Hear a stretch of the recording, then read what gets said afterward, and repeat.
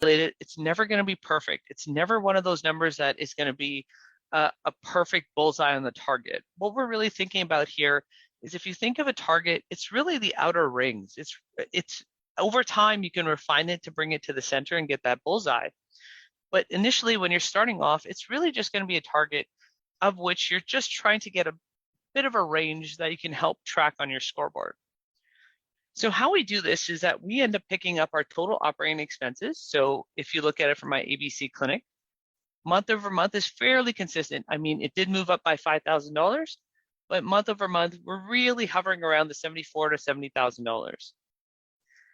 I'm going to pick up my gross margin percentage, which is consistent month over quarter over quarter.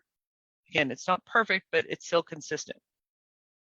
And then what I'm going to do is I'm just going to work backwards and I'm just going to divide my break even by my gross margin. And you're going to see right away that my revenue, break even revenue, is about $133,000 and $140,000.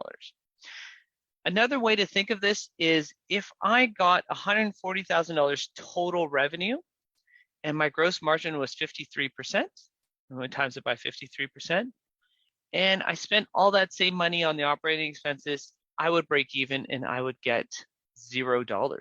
So as you can tell, this is just quickly my check, and you're noticing that I'm going to have $0.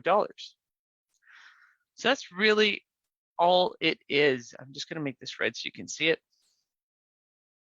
That's all we're really doing here is we're just calculating roughly what our target of our break even is.